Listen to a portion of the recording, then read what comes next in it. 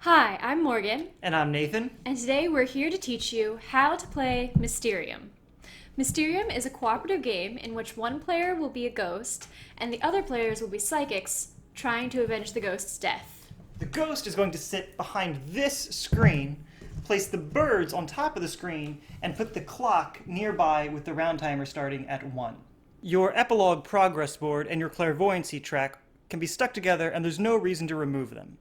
One side has 4 and 5 dots, while the other side has 6 and 7. Since I'm setting up for a 4-player game, I'll put the 4-dot side up just under the ghost screen.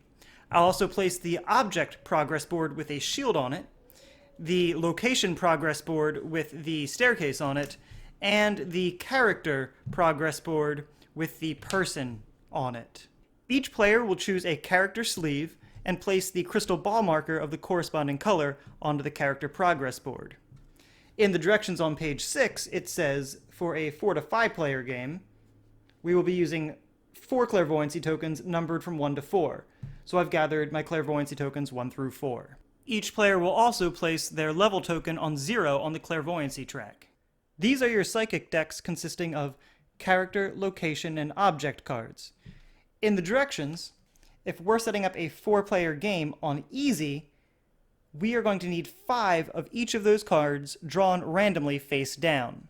Each of those 5 cards will be placed face down just above their respective progress boards. The blue-backed character, location, and object cards are ghost decks. Each of these cards is numbered, and you need to gather the cards from the ghost decks with the same numbers as the cards that are already face down on the table.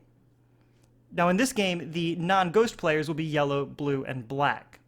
I'm going to take 3 random character cards and place them facing the ghost into the top row of this screen in the corresponding colors of each character, or each player.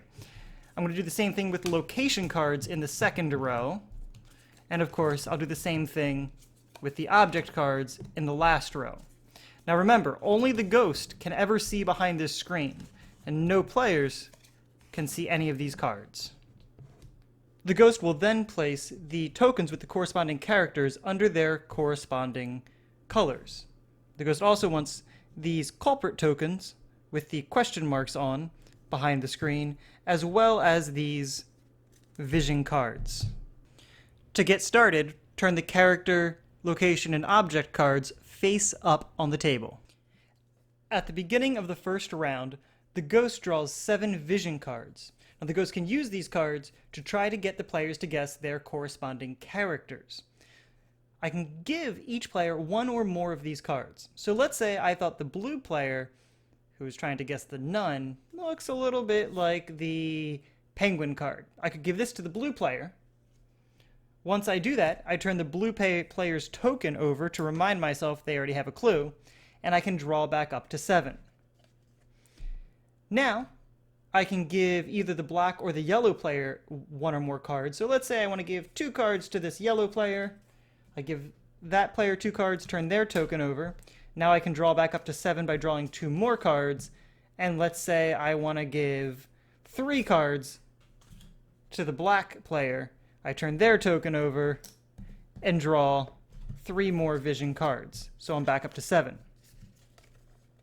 This is when the ghost can begin the timer, if you'd like to time your rounds. Each player receives their 1 or more vision cards from the ghost.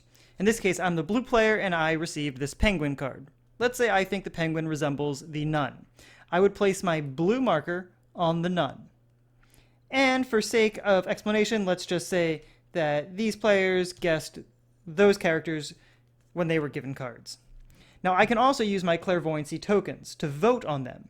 I can use X's to place on anybody I think is wrong, and check marks to place on anybody I think is correct. So let's place a check mark on that one, and let's say I think the black character was wrong when he guessed the baker. Now the ghost will tell us who is right and wrong. The ghost would tell the blue player that they are correct if they were in fact the nun, and in that case I would move the blue token up to the next progress board, and I would place the character that I guessed into my sleeve. The ghost would then tell the yellow character that they were incorrect incorrect characters go back to the previous progress board. They keep their vision cards, and since I voted that this person was correct and they were not, I do not get any points for that. If black was incorrect, black would also go back, and this time, because I voted that black was incorrect, I would go up 1 point on the clairvoyancy track. Regardless if these points are, or these votes are correct or incorrect, they get placed onto the clock in their respective places. At the end of the round, you simply move the clock timer up to begin the second round. In this case, blue guessed correctly, so I would tell that person that they were correct and turn over their character card. That way I remember that they already got it right. Yellow and black were not correct, so they stay just like they are. Now I can turn these tokens face up again to start the new round. I still have my 7 cards from last round, and they're the ones I'm still going to use, but this time I'm giving clues to the yellow player for their character, the blue player for their location, and the black player for their character. This pattern continues of the ghost giving clues and then the players guessing.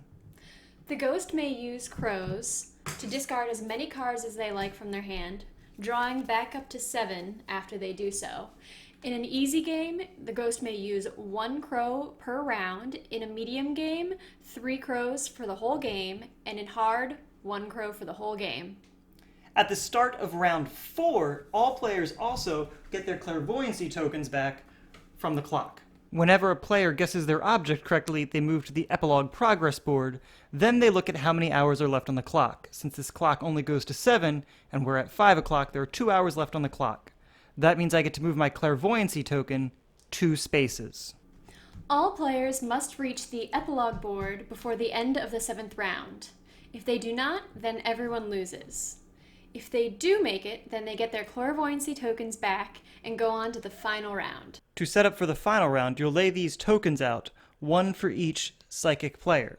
Then each player places their sleeved cards into a column below one of the numbers. 2 and 3 have already done that. Based on the cards currently in the ghost hand, the ghost must choose either column 1, 2, or 3 from the columns out on the table. The ghost then chooses the culprit token with the matching number of that column and places it number side down on the epilogue board on that question mark spot. Now the ghost chooses from his hand 1 card for the character in that column, 1 card for the location, and 1 card for the object. All 3 of these cards are then mixed up and given face down to the players. The clairvoyancy track tells players how many cards they may look at. So if you end up from 0 to 4, you may look at 1 card, 5 and 6 may look at 2 cards, and 7 or higher may look at all 3 cards. While players are looking at the cards, there can be no discussion and voting is blind. To vote on the column that you think is correct, place your clairvoyancy token with the corresponding number into your sleeve. Once everybody's voted, reveal all of the votes to see which column received a majority. Ties are broken in the favor of the player farthest along on the clairvoyancy track. Finally, reveal the culprit token that the ghost placed to see if the majority voted correctly.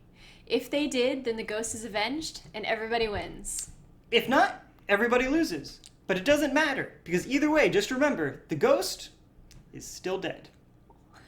And on that note, that's how you play Mysterium. Thanks for watching. Hope you enjoy it.